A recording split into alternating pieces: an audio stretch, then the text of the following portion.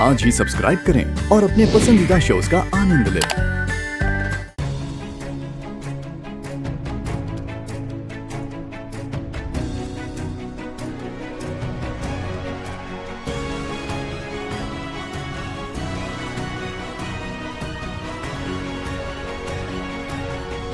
ससुर जी, आप ना अपनी इस चित्ता बहू के साथ इस हवेली में रहने की आदत डाल लीजिए। वो क्या है ना, अभी आपने ही तो मुझे न्योता दिया था कि मैं आकर यहाँ आप सबके साथ रहूं, तो लीजिए, मैं तो आ गई। अब अगर आपको अपनी इस चित्ता बहू के साथ रहने में कोई दिक्कत हो तो आप ये हवेली छोड़कर जा सकते हैं।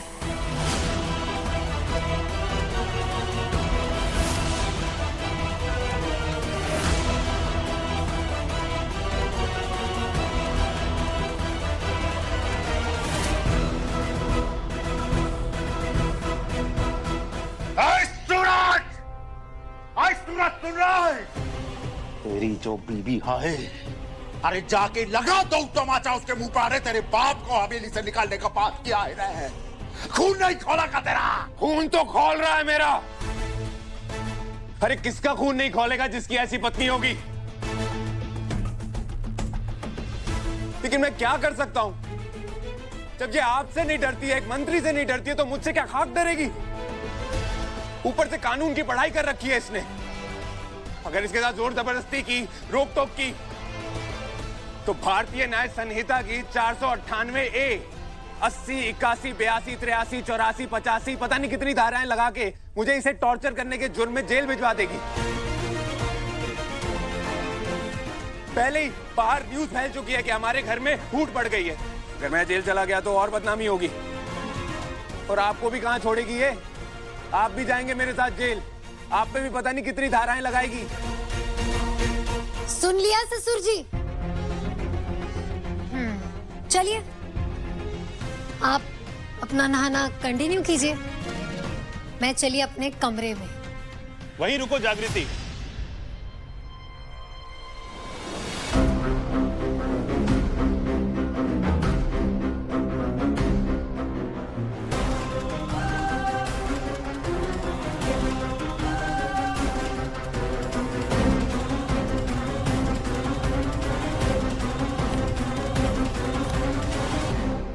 ये तुम्हारे खिलाफ मानहानि का कोर्ट नोटिस है।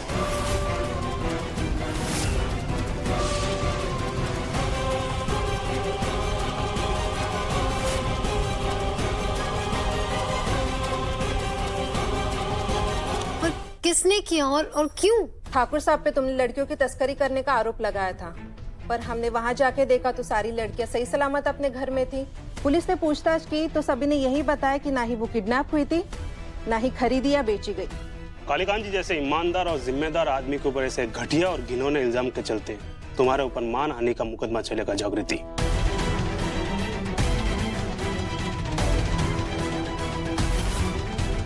और हाँ, ऐसा कोई छोटा मोटा मुकदमा नहीं,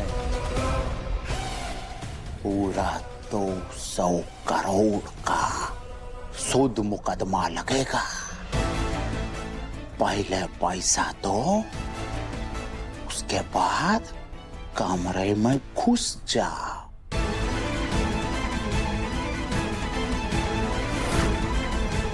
इतना ज्यादा पैसा वो कहां से लाएगी?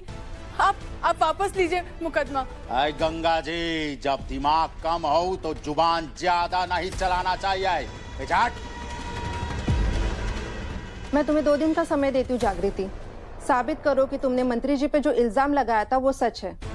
सबूत लेकर आओगी तो ठीक है, वरना तुम पे और कचोरी पे FIR दर्ज होगा। और ऐसा वैसा FIR नहीं लगेगा। अरे वकील साहब, यहाँ आओ जरा। और कौन सा वो धारा रहा है? 238? हाँ जी। और उससे जेल होता है? हाँ जी बिल्कुल। गच्चा।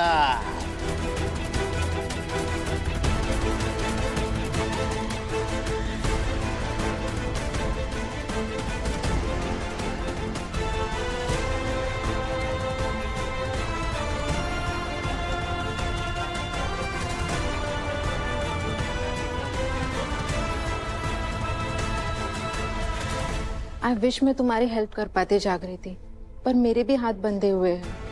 मुझे पता है तुमने आईपीएस का इंटरव्यू दिया है, प्लीज कुछ भी करके सबूत लेकर आओ ना, वरना ये एफआईआर का असर तुम्हारे आईपीएस के सिलेक्शन पे होगा। अगर थोड़ा भी सबूत मिल जाएगा ना तो मैं ये एफआईआर डिले कर सकती हूँ। Thank you ma'am.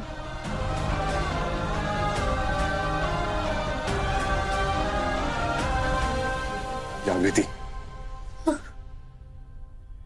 सिर्फ 2 दिन यानी 48 घंटे, 48 घंटों में हम कहां से लाएंगे इनके खिलाफ सबूत?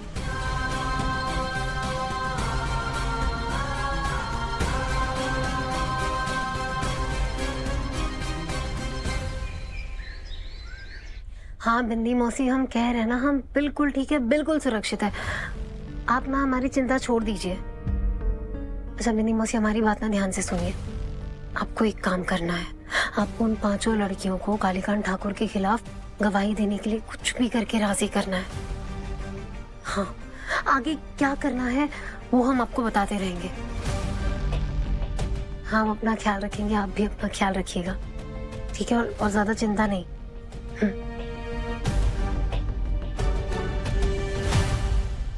गंगा माँ, आप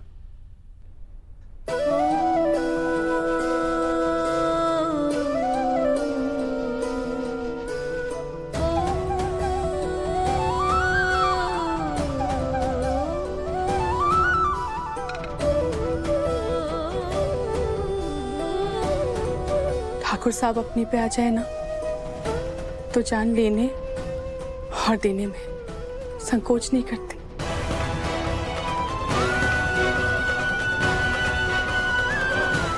ये तेरी रक्षा के लिए बेटा, माता रानी तुझे उनके प्रकोप से बचाएंगे।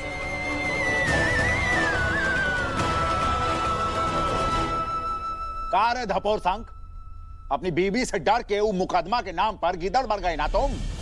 हाँ, इससे तो अपना बाप का साथ लिया मुकदमा करके ना। सही बोल रहे हैं कि ना? है बोला।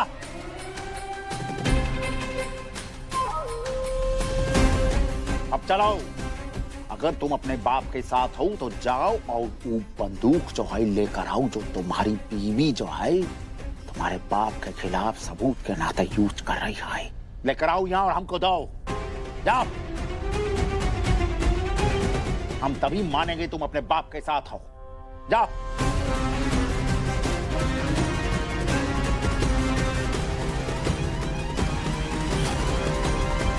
वहां बिंदी मौसी घबराई हुई है और यहाँ पे आप। मैंने उनसे भी यही कहा और आपसे भी यही कहूंगी, मुझे कुछ नहीं होगा, डोंट वरी। नहीं आकाश, वो गन मैं जागृति से लेकर उन्हें जाकर दे दूं, इम्पॉसिबल। उनके खिलाफ सबसे बड़ा सबूत है हमारे पास वो। एक सेकंड, तुम लोग उसी गन की बात कर रहे हो जिससे बाबा को? हाँ जक्कू, डैड ने सूरज से कहा है कि वो तुमसे गन लेकर उन्हें वापस करे, तभी वो मानेंगे कि वो तुम्हारी नहीं बल्कि उनके साइड है।